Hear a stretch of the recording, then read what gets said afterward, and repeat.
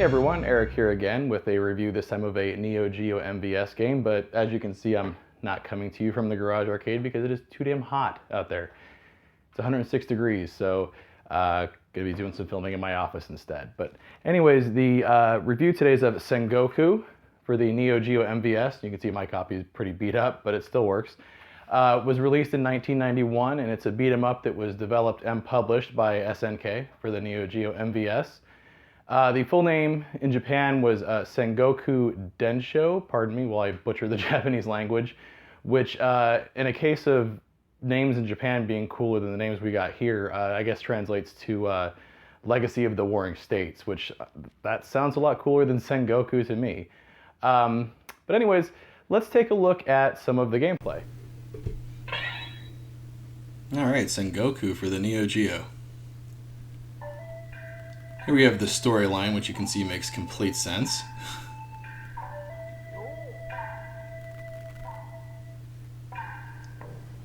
And 15 minutes into Samurai Warlord Takeover and Chill, and it gives you this look. And it's creepy.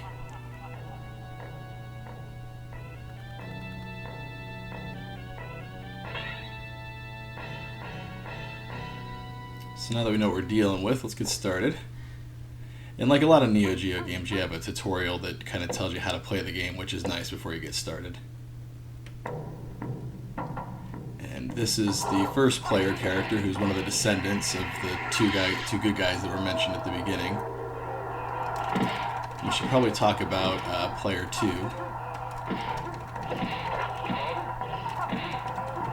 This is the second descendant, a fabulous cowboy.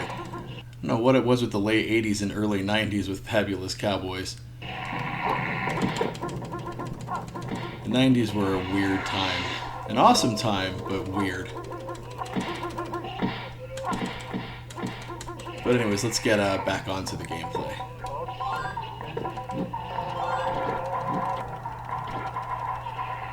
So I'm sure you've noticed these little different colored orbs that float up. These are the power-ups in the game. So different colored orbs give you different powers up. Which in most cases they're swords. And also I'm sure you noticed that little flying island thing that just floated in. When that thing shows up, it usually means your life is going to suck for the next 10 or 15 seconds. And that's one of my favorite power-ups, the dual swords. Now the green ones, if you collect 5 of those, it'll give you a life point. It'll refill one of your life points. And this guy's a lot easier than he looks. And this is an example of where in the game, a lot of times when you beat some of the bigger enemies, a character will show up to help you. And this guy's given me a special power which lets me shoot this blue stuff.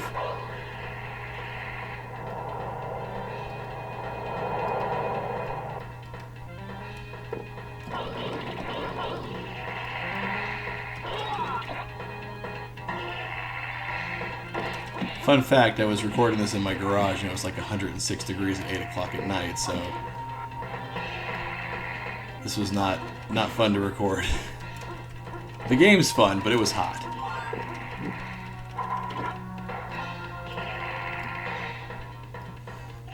I'm sure you noticed by now too, there's a great many different enemies, which is nice. They're varied, and the sprites are nice and big and brightly colored. And here we have some cool sprite scaling going on.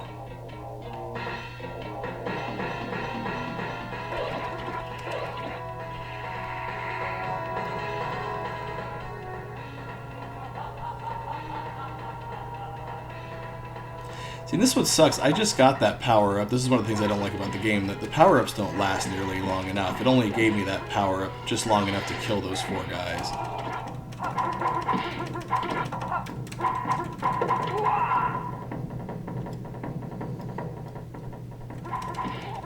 And now we're collecting one of the first of a few characters that you can turn into. This is a samurai dog, apparently.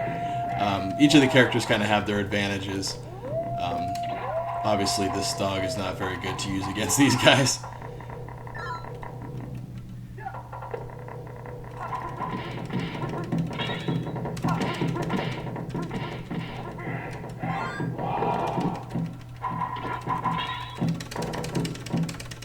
I'm sure you've noticed I've died a few times already as well. This is not an easy game.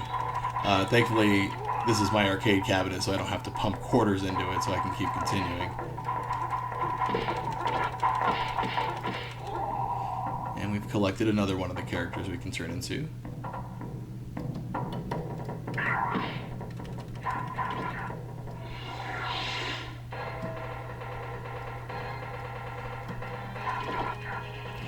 If you look in the upper left-hand corner, you can see a change time timer going. That's how long I can stay as this character. Once that time runs out, you transform back to your original character. And also, if you change back to your original character, that change time, it recharges.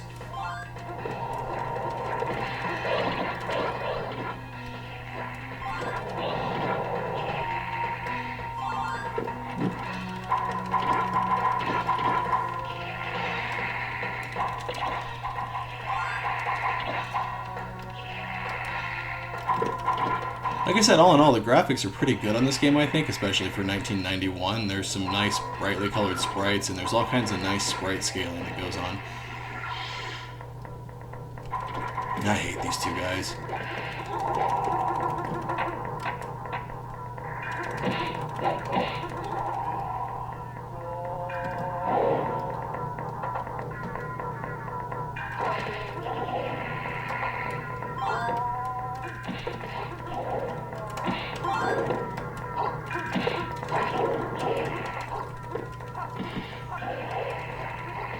This is another one of my complaints with the game, is sometimes it gets a little tedious. Like this is a little ridiculous, throwing the same enemy at me over and over again. It gets kind of boring.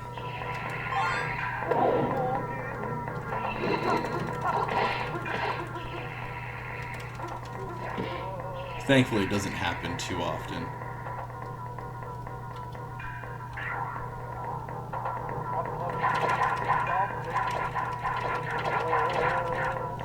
Now this is cool. When you collect one of the power-up orbs while changed into one of the other support characters, you get some really cool powers. And I've noticed too that it seems like the power-ups last longer when you're changed into one of the support characters as opposed to your main character.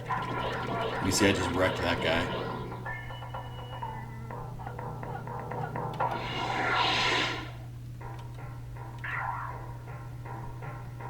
Alright, and we're on to the first boss.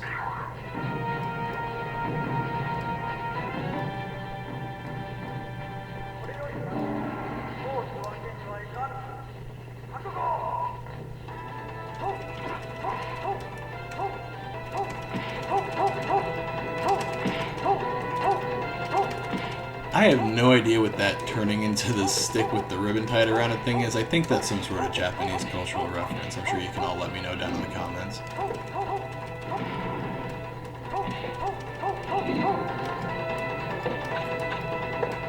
And here you see I'll change into the dog because the dog is short enough that those knives that this guy throws fly right over him, so he can't really hit him. But here's another complaint I have with the game that you'll notice is the hit detection. I feel like I'm hitting this guy, but you can notice it's only registering maybe every 4th or 5th swipe I take at him, which is making the boss take way longer than it feels like it should, which can be aggravating.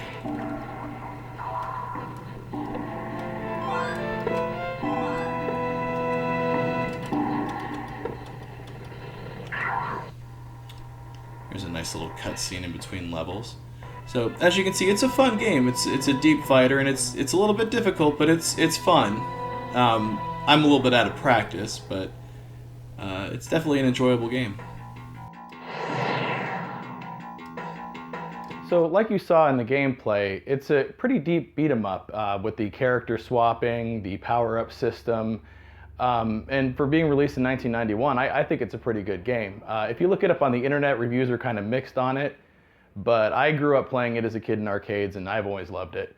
So I would definitely recommend getting a copy of Sengoku if you have a Neo Geo MVS, especially because from what I've seen, it's one of the games that's actually not available on a lot of the multi-carts, so you're going to have to get a legitimate cart to play it on your MVS cabinet. A quick check of eBay showed that it's running between $50 and $70 for a loose MVS cart, which isn't a bad deal for an MVS game, but isn't exactly cheap. This game is actually also available in on the SNK class. I think it's SNK Arcade Classics on the Wii and PlayStation 2. which is a compilation of a bunch of SNK Neo Geo games, and that compilation runs between $30 and $40 for the Wii version or the PS2 version, which I think is worth it if you don't have a Neo Geo MVS cabinet, because it comes with a bunch of other Neo Geo games on there as well, like Metal Slug, King of Monsters. I think there's a Samurai Showdown game on there. So both of those are good compilations. So any way you can get your hands on Sengoku, I would recommend it. This has been Eric from At 8 Productions. Thanks for watching, and please like, subscribe, and leave a comment below with what some of the Neo Geo games you'd like to see me cover in the future. Thanks again for watching. Thanks again so much for watching. If you're in the mood for another Neo Geo video, why don't you check out my review of World Heroes? Or if you're in the mood for something completely different, why don't you check out my video on 80s and 90s cartoons? Click either one to check them out.